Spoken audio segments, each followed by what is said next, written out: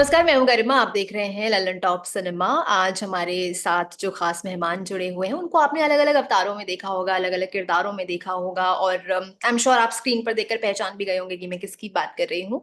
गुरमीत चौधरी आज हमारे खास मेहमान हैं, उनका स्वागत करेंगे। उनकी एक खास सीरीज आ रही है, एक बहुत अलग तरीके से एक अलग तरह का किरदार निभाते हुए इस बार नजर आएंगे। सबसे पहले उनका स्वागत करते हैं। बहुत बहुत स्वागत है आपका। Thank you Garima, thank you so much. कैसे हैं आप? मैं एकदम ठीक हूँ। पहले तो मैं बता दूं कि आप लोगों का सारा कंटेंट मैं देखता हूँ। और ओके। जियो पॉलिटिक्स पॉलिटिक्स हर चीज मुझे बहुत पसंद है। और खासकर जब ललन टॉप पे आप लोग का कोई भी न्यूज आता है तो मैं पहले फुर्सत में देखता हूँ। तो यहाँ पे आके बहुत ही अच्छा लगा। Thank you so much, thank you so much. हमें भी बहुत मजा आ रहा है आपसे बात करके, और उम्मीद है कि ये मजा हमारे दर्शकों को भी आएगा। बहुत दिनों से ये बातचीत ड्यू थी, हम लंबे समय से प्लान कर रहे थे, और आज पूरा दिन भी हम इसे प्लान कर रहे थे। Finally we met through Zoom, और अब हम ये बातचीत कर रहे हैं। तो सबसे पहले तो ये बताइए कि जब ये कॉन्सेप्ट इस सीरीज का आपके पास आया, और जब आपको ये स्क्रिप्ट पता चली, तो आपके दिमाग में पहला थॉट क्या आया कि क्यों आपको इस किरदार के लिए हाँ कहना चाहिए? क्या वजह रही सबसे पहले जिसने आपको अट्रैक्ट किया इसकी स्क्रिप्ट में? देखिए, सबसे पहले तो मुझे दो तीन चीजें, मैं जब भी कुछ साइन करता हूँ, जब मैं करता हूँ तो दो तीन चीजों का काफी ख्याल रखता हूँ। पहले तो कि प्लेटफॉर्म कौन सा है। देखिए, डिज्नी प्लस हॉटस्टार पे है, तो मुझे पता था कि यहाँ पे काफी ऑडियंस है। डायरेक्टर कौन है, प्रोड्यूसर कौन है, तो तीनों जतिन सर का जो है वो काफी अच्छे डायरेक्टर है। उनके काम को मैं देख चुका हूँ, उनका फैन रह चुका हूँ। प्रोड्यूसर काफी अच्छे हैं, की लाइट्स। तो मुझे ये तीनों ने ही, मुझे पहले ही मुझे लगा कि इनके साथ तो जरूर काम करना है। प्लस सबसे अच्छी बात थी कि स्क्रिप्ट काफी अच्छी थी।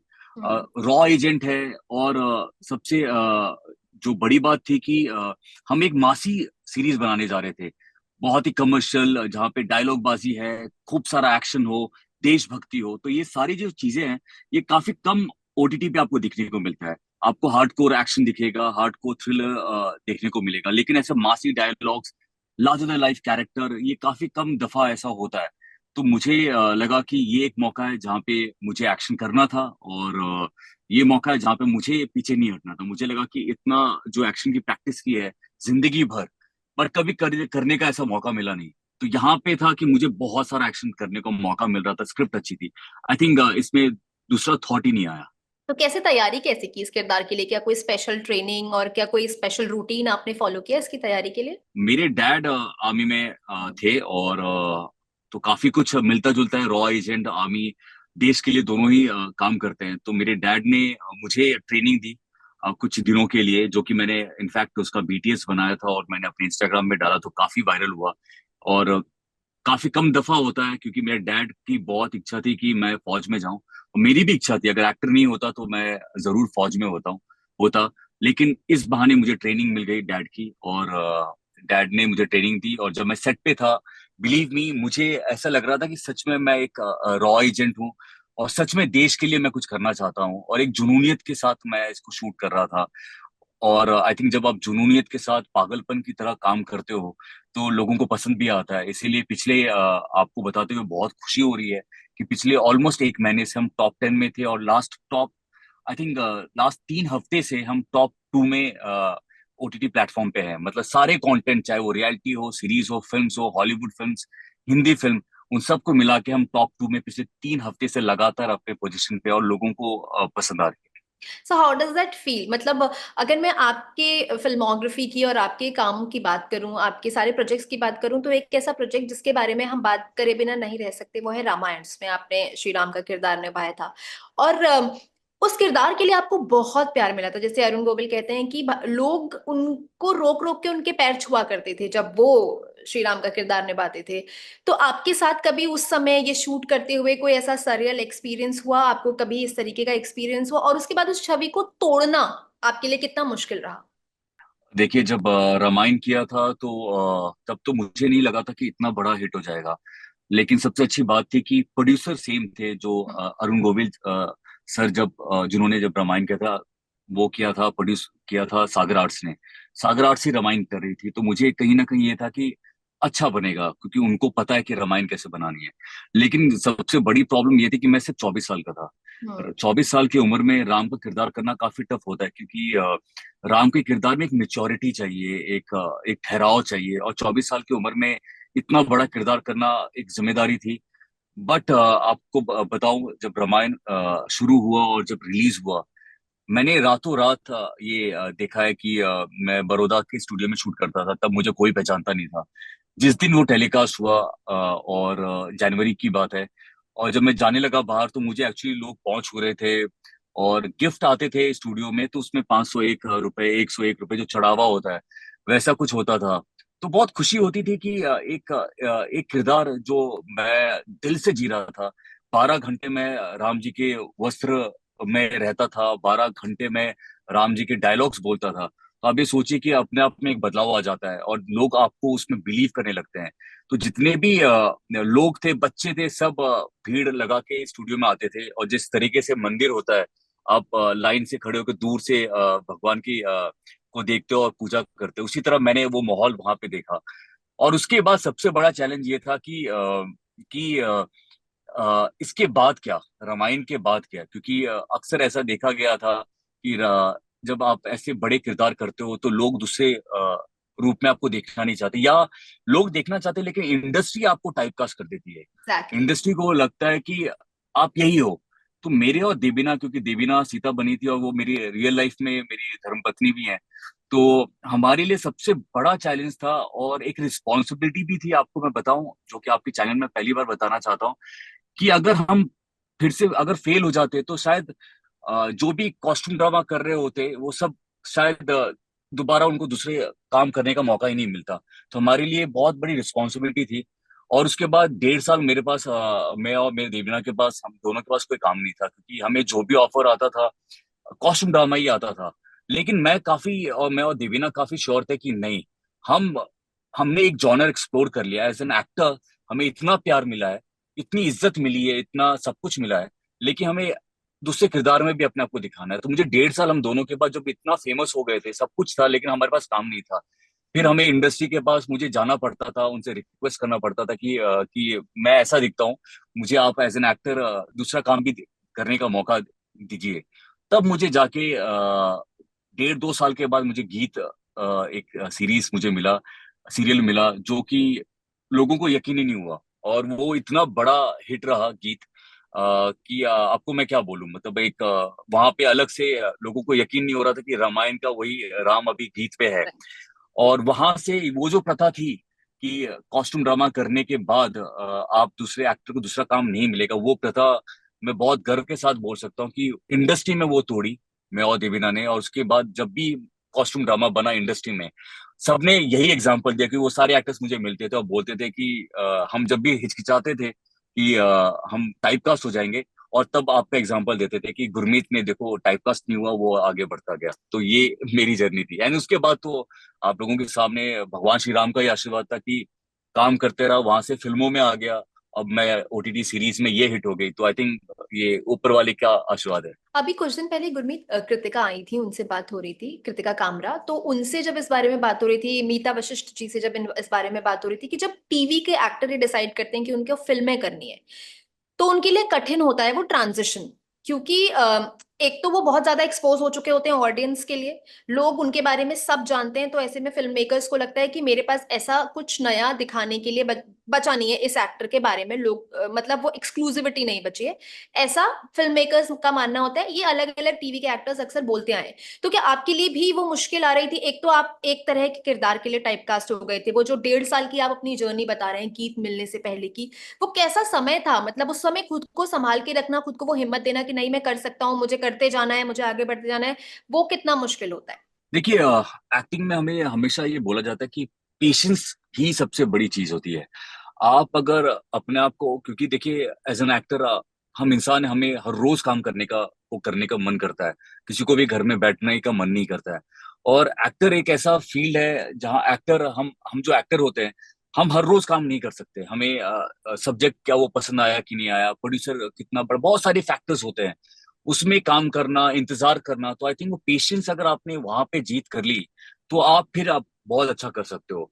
डेफिनेटली यार, आपको ये समझना चाहिए। इनफैक्ट सबसे अच्छी बात है कि अभी जो फिल्म के प्रोड्यूसर हैं, बहुत सारे लोग, उनको पता चल गया है कि जो टीवी के स्टार्स होते हैं हम्म। उनके पास अपनी एक ऑडियंस होती है। अगर अच्छी फिल्म बनी है तो लोग उसको जरूर देखेंगे। मेरे साथ खुद हुआ है। और देखिए, हमें हमें ये नहीं भूलना चाहिए कि सबसे बड़ा एग्जाम्पल शाहरुख खान सर हैं। वो खुद टीवी से आए। सुशांत काफी टीवी से वहां आए, उसके बाद ही मेरा नंबर लगा था, क्योंकि अगर हम्म। सुशांत वो तोड़ नहीं पाते तो शायद मैं मुझे मौका नहीं मिलता। तो आई थिंक हमारे पास एक ऑडियंस होता है, और जब आपके पास खुद का ऑडियंस होता है, क्योंकि टीवी स्टार्स की जो ऑडियंस होती है वो बहुत ही लॉयल होती है। ये आपको वो फैमिली की तरह मानते हैं, वो आपके हर चीज में आपके सपोर्ट के लिए खड़े रहते हैं। शर्त ये है कि आप अच्छी फिल्में, आपका अच्छा काम करना बहुत जरूरी है। आई थिंक सबसे बड़ा एग्जांपल अगर अभी रिसेंटली आपको दूं, कमांडर करण सक्सेना इतना बड़ा हिट रहा, क्योंकि हमारे पास खुद का एक ऑडियंस रहता है। ऑफकोर्स सब्जेक्ट बहुत जरूरी है, कि अगर आप अच्छा सब्जेक्ट बनाते हो तो ऑडियंस आपके पास है। तो आई थिंक वो चीजें बदल गई हैं, और अभी मौका और मिलने लगा है।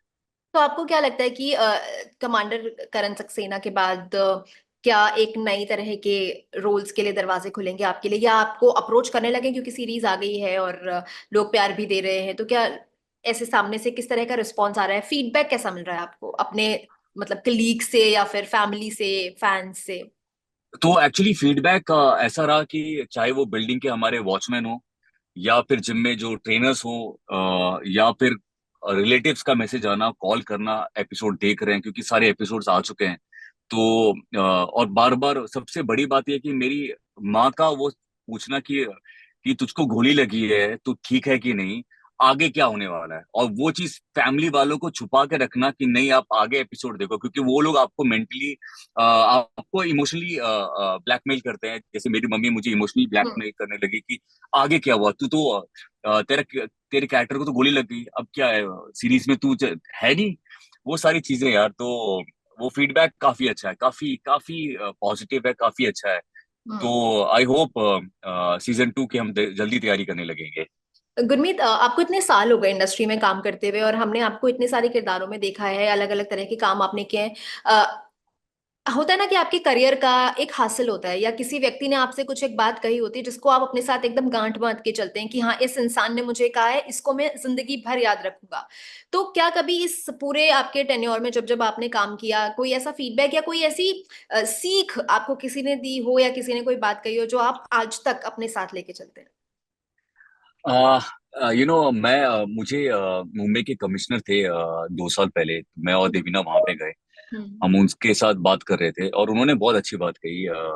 मैं बिहार से हूँ, हम्म। भागलपुर से। हम्म। तो उन्होंने, जब उनको पता चला कि मैं बिहार से हूँ, तो मेरी वाइफ को, उन्होंने देवीना को देखा, बोला कि बिहारी है, हार्ड वर्क में कभी कमी नहीं छोड़ेगा, देख लेना, और इंडस्ट्री में जरूर अच्छा काम करता रहेगा ये। तो ये जो कॉम्प्लीमेंट था, प्लस एक सीख थी कि मैं भी बिलीव करता हूँ कि मैं बिहारी हूँ, और बहुत प्राउड बिहारी हूँ। और बिहारियों में सबसे अच्छी बात है कि हम हार्ड वर्क में कभी पीछे नहीं हटते। अगर आप फोकस हो, हार्ड वर्क हो, तो फिर मंजिल बहुत ही नजदीक हो जाती है। आई थिंक ये मंत्रा लेके मैं चलता हूँ, और जब उन्होंने क्लियरली ऐसी बात कही, जो मेरा थॉट था उन्होंने सामने रखा, तो I really felt so good. और मुझे लगता है कि वो चीज कभी मैं भूलता नहीं हूँ। लगता है कि एक, और देवीना भी कभी भूलती नहीं। देवीना को भी लगता है कि, क्योंकि हम एक्टर्स हैं यार, कभी काम होता है, कभी नहीं होता है। तो लेकिन सबसे अच्छी बात है कि काम हो या ना हो, मैं बिजी रहता हूँ। या शूटिंग हो रही है तो बहुत अच्छी बात है, नहीं भी होती है तो मैं अपने मार्शल आर्ट्स की प्रैक्टिस कर रहा होता हूँ, अपने स्प्रिंटिंग की प्रैक्टिस कर रहा होता हूँ, जिम जा रहा होता हूँ, वर्कशॉप कर रहा होता हूँ, एक्टिंग की क्लासेस ले रहा होता हूँ। तो मैं हमेशा कुछ ना कुछ बिजी रखता हूँ अपने आप को। और जब काम मिलता है, तो हार्ड वर्क में तो मुझे लगता है कि मैं मेरे डायरेक्टर को मैं हमेशा बोलता हूँ, अपने प्रोड्यूसर को भी बोलता हूँ कि सर, नेक्स्ट टाइम जब आप दूसरे एक्टर्स के साथ काम करोगे ना, आप मुझे बहुत मिस करोगे, क्योंकि तब आपको पता चलेगा कि मैं किस तरीके से काम करता हूँ। और ऐसा होता भी है। हम्म। मुझे कॉल करते हैं और बोलते हैं, यार गुरु, मिस कर रहे हैं तुझे, यार तुझे मिस किसने कर रहे किया हैं। कॉल? किसका कॉल बहुत आया? मेरे सारे प्रोड्यूसर जो भी काम करते हैं, नेक्स्ट हम्म। जिसके साथ भी करते हैं, मैं वो नाम नहीं लूंगा, लेकिन अच्छा। मोस्टली सभी अच्छे हैं। लेकिन हार्ड वर्क में मुझे लगता है कि मुझे पकड़ना बहुत मुश्किल है। मैं हम्म। सुबह 4 बजे उठता हूँ, 9:30 बजे सो जाता हूँ, और उसके बाद आप कोई भी मेरे साथ एक दिन रह के देख, अगर बच जाए तो वो एक्टर बन सकता है। तो बच्चों के साथ भी क्या ये इतना आपका शेड्यूल मेंटेन रख पाना पॉसिबल, कैसे कैसे आप ये मैनेज कर लेते हैं? आई थिंक इसमें श्रेय मैं देवीना को देना चाहूंगा, कि वो मैनेज करवा देती है। अगर हम्म। मैं ज्यादा ही बिजी रहता हूँ तो वो उनका कॉल आ जाता है। हम्म। अभी बच्चों का टाइम है, और आजकल तो मेरा नया स्टार्ट हुआ है, जहाँ पे मैं और देवीना, हम चारों मेरी दोनों बेटियां, हम चारों बैठते हैं, रिंगा रिंगा रोजेस खेलते हैं, पहन कर खेलते हैं हम हाँ। लोग। मतलब बेड, हमारा बेड मुझे लगता है कि एक दो दिन में टूट जाने वाला है। और इतना कूदते हैं, इतना कूदते हैं वो, मुझे उतना ही, मुझे और देवीना को, दोनों बच्चे कूदाते हैं। हम्म। हम लोग के रूम में ऐसा लगता है कोई बाहर खड़ा होगा या बिल्डिंग के नीचे तो लगेगा कि शायद लड़ रहे हैं। हम हम्म। इतनी मस्ती करते हैं। तो हम, मेरा आधा एक घंटा बच्चों के साथ उनके सोने से पहले हम लोग साथ में पागलपन कर रहे होते हैं। तो आई थिंक मैनेज करना होता है। मैं सब कुछ, आई आई गेस मैं मैनेज कर लेता हूँ। हम्म। अब तो आपकी बेटियां दोनों इतनी बड़ी हो गई होंगी कि वो आपके आपके किरदारों को, अलग अलग रूप को आपको पहचानने लगी होंगी। तो क्या उनका कोई फेवरेट कैरेक्टर है आपका, मतलब जिसको देख करके वो एकदम खुश हो जाती हैं? नहीं नहीं, एक्चुअली बड़ी वाली 2 साल की है। हाँ। तो उनको किरदार तो समझ नहीं आता है उनको। उनको ऐसा लगता है कि पापा, दो पापा है, एक सामने और एक स्क्रीन के आगे। तो हाँ। जब भी उनसे पूछो, लियाना से पूछो कि पापा क्या करते हैं, क्योंकि कमांडर में बहुत फायरिंग गोलियां चला रहा हूँ, फाइट वाइट करता हूँ, तो उनको लगता है पापा फाइट करते, तो वो डिशुम डिशुम डिशुम डिशुम ऐसे करती रहती है। तो यस, ये है मेरा। आई थिंक पहली बार मैंने अपने सेट पे अपने बच्चों को भी कमांडर करण सक्सेना के सेट पे लेके आया था, और मेरा ये एक्चुअली ड्रीम था। थोड़ा फनी है, मैंने सोचा था कि जब मेरे शादी होगी, मेरे बच्चे होंगे, तो मैं उनको सेट पे लेके आऊंगा। और जब मैं उनको लेके आया, वो मैंने डॉक्यूमेंट भी किया, मैंने ओटीटी, आई मीन अपने इंस्टाग्राम पे मैंने वो डाला भी है। लियाना और डिविशा सेट पे आए और मैं उस वक्त फाइट कर रहा था। तो लियाना और डिविशा ने देखा सबसे पहले कि पापा सेट पे लड़ रहे हैं, तो वो रोने लगी। तो मैं भाग के आया, तो वो इतना नाराज हो गई, उसने वीडियो में है पापा गो। ओ। तो हाँ, मतलब कि क्या करें, मतलब सारे लोग हंस रहे थे, मेरे डायरेक्टर भी बोल रहे थे यहाँ तो तू बड़ा फाइट कर रहा है, और बेटी के सामने तो एकदम चुप चुप हो गया। मैंने कहा सर यही है सर, अभी घर पे यही चलता रहता है। हम्म। एक पिता अपनी बेटी के सामने ही झुकता है बस, उसकी डांट भी सुन लेता है और लाड़ भी लड़ाता है। वो तो एक पिता की खासियत होती है, आई अंडरस्टैंड। तो जब आप शूट पे जाते हैं और जब आपके बच्चे घर पर होते हैं, तो क्या कभी ऐसे हुआ है कि आप लंबे समय के लिए ऐसे शूट के लिए बाहर गए हो और फिर आपको आपको अपने बच्चों को मिस करें, आपको लग रहा है कि यार क्यों इतने दिन के लिए मैं बाहर हूँ? हाल ही में, एक्चुअली अप्रैल में, मैं करीबन ऑलमोस्ट 25 डेज के लिए मैं मनाली में शूट कर रहा था, काली काली आंखें के शूट के लिए। और एक्चुअली 10 दिन तो ठीक ठाक था। हम्म। उसके बाद वहां पे जो भी मुझे मनाली में बच्चे दिखते, तो मुझे ना, एक्चुअली मैं काफी स्ट्रांग हूँ, मैं कभी रोना धोना कभी नहीं होता मुझसे। हम्म। मुझे रोना, एक्चुअली मैं रो दे रहा था, क्योंकि मैं इतना मिस कर रहा था दोनों को। और इनफैक्ट मैं देवीना को वीडियो कॉल पे भी यही बोल रहा था, यार मुझे अभी शूटिंग हो रही है तो अच्छी बात है, लेकिन अगर एक दिन भी गैप हो जाता था तो ऐसा लगता था कि तुरंत मुंबई आ जाओ, दोनों बच्चों को पकड़ लो। और वहां पे मनाली में जितने भी बच्चे मुझे मिले, उन वो लोग सब, उनके पेरेंट्स आते थे पिक्चर क्लिक करने के लिए, लेकिन मैं उनके बच्चों के साथ बैठ के आधा घंटा खेलता था। हम्म। और आई थिंक ये बहुत ही डिफिकल्ट है यार। और ये मैं उस टाइम पे, आप, मतलब मैं मिस करता हूँ। मुझे ऐसा लगता है कि बच्चों को बड़े हो रहे हैं, ये मोमेंट निकल जाएगा, उसके बाद बच्चे को बड़े हो गए तो मैं खुद 16-17 साल की उम्र में बॉम्बे आ गया था, काफी छोटा था। तो बहुत, मैं मतलब बहुत रोना धोना हो रहा था देवीना के लिए। मैं तीसरा बच्चा हूँ, वैसा वाला है। और कौन सी ऐसी, मतलब ऐसा कौन सा जॉनर है जो आप एक्सप्लोर करना चाहते हैं, या आपकी बकेट लिस्ट में कि हाँ ये मुझे करना है, ये बकेट लिस्ट से टिक हो गया है? ऐसा कौन, ऐसी कैसी फिल्में हैं, किस तरह की फिल्में जो आप और एक्सप्लोर करना चाहते हैं, करना चाहते हैं? देखिए, एक्शन की शुरुआत हो गई है, क्योंकि बिलीव मी, जो मैंने बीटीएस डाले और जो एक्शन है, वो इतना इतना वायरल हुए हैं। ये एक्शन को लेके, ये एक्शन को लेके कमांडर करण सक्सेना इतना चल पड़ा है, मैं आपको बिलीव नहीं करेंगे मुझे जो रिस्पॉन्स मिल रहा है। और मुझे अभी शुरुआत हुई थी, मुझे एक्शन हमेशा से करना था। आई हम्म। थिंक इसकी एक ऑडियंस है जिसमें लोग देखना पसंद करते हैं। हम्म। तो ये शुरुआत हो चुकी है, आगे वाले जो प्रोजेक्ट है उसमें भी मैं आउट एंड आउट एक्शन कर रहा हूँ। एक्शन करना, ये जॉनर मुझे और एक्सप्लोर करना है। बट कॉमेडी है जो जो मुझे बहुत करने का मन है, और मैं करना चाहता था हमेशा से, लेकिन पता नहीं लोग body shoddy angry young man बना दिया है मुझे। लेकिन डेफिनेटली कॉमेडी जॉनर में वो एक्सप्लोर करना चाहता हूँ। आपकी all time favourite comedy film कौन सी है? गोविंदा के सारी फिल्में, हम्म। कुली नंबर वन हो, मतलब बड़े मियाँ छोटे मियाँ, सारे, मतलब उनको मेरा टाइम पास होता है कि मैं गोविंदा के फिल्में लगा देता हूँ, और बस मैं एंजॉय करता रहता हूँ। और पूरा परिवार, एक्चुअली हम हम्म। बचपन से उनके बहुत बड़े फैन रहे हैं गोविंदा की कॉमेडी में। तो हम, मेरे डैड फौज में थे, वो जैसे ही छुट्टी, मतलब वो, उनसे तो एक तो डर लगता था, लेकिन जैसे ही वो घर आते थे तो मैं अगर गोविंदा की फिल्में आ रही हैं केबल पे तो डैड को मैं बता देता था, और हम सब फैमिली एक साथ बैठ के सिर्फ गोविंदा की फिल्में देखते थे। और आपने ये जो एक्शन फिल्म की एकदम जिस तरीके से आप एक्शन करते हुए नजर आ रहे हैं, लोगों को पसंद भी आ रहा है, ये जॉनरा आपको पसंद भी है, तो क्या आपने इसकी तैयारी के लिए मार्शल आर्ट, बॉडी बॉडी सब पे तो काम किया, लेकिन क्या किसी तरह के फिल्में आपने देखी, रीजनल लैंग्वेजेस में हो गई या इंटरनेशनल फिल्म हो गई या वर्ल्ड सिनेमा हो गया, कुछ फिल्में आपने देखी इसकी तैयारी के लिए? फ्रैंकली इसकी एक्चुअली देखिए, जब देशभक्त होता है, मैं एक्चुअली रियल लाइफ में अगर आप देखेंगे गरिमा, मैं मेरे लिए एक्चुअली देशभक्त मतलब जो देश है हिंदुस्तान है वो बहुत दिल के करीब है। सबसे उसका बड़ा रीजन है कि बचपन से जब मैंने होश संभाला अपने डैड को वर्दी में देखा है, डैड को देश के लिए करते हुए देखा है।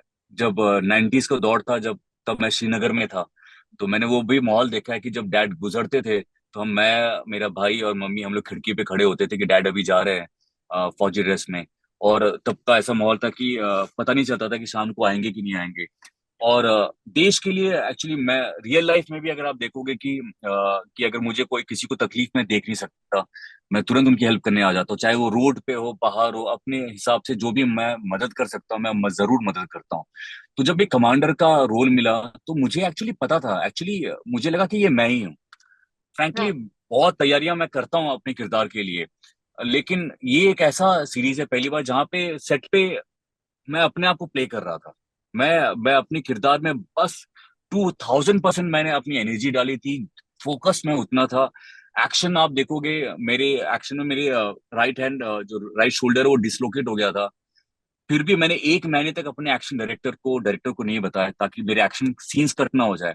और मैं उसी चोट में दोनों शोल्डर टूटे हुए थे और उसी चोट में मैं एक्शन करता रहा। और आप मेरा एक्शन देखोगे तो आपको यकीन नहीं होगा कि मेरे दोनों शोल्डर टूटे हुए हैं। मैं हम्म। फुल ऑन फाइट करता रहा, एक भी केबल यूज नहीं किया। जहाँ पे देश की बात थी, जहाँ पे इमोशन था, वो सब सब कुछ रियल है। ग्लिसरीन का यूज नहीं हुआ। आई थिंक उसका रीजन ये था कि मैं रियल लाइफ में भी वैसा ही हूँ। वो रियल लाइफ इमोशन से आप वहां कनेक्ट कर पा रहे होंगे। बिल्कुल। Yes. All right, I wish you all the best Gurmeet, आपकी ये सीरीज बहुत अच्छा परफॉर्म करे, आपको आपको हम और बहुत सारा एक्शन करते हुए आने वाली फिल्मों में, सीरीज में, प्रोजेक्ट्स में देखें, और कॉमेडी भी साथ में आप जरूर करें, आपको मजा आएगा आपको एक नए अवतार में देखने में। बहुत बहुत शुक्रिया, I wish you all the best. हमारे जितने भी व्यूअर्स हैं, अगर आपने ये सीरीज देख ली है या देखनी शुरू कर दी है तो आप कमेंट करके बताइए आपको कैसी लगी। खुश रहिए, स्वस्थ रहिए, देखते रहिए ललन टॉप सिनेमा। शुक्रिया।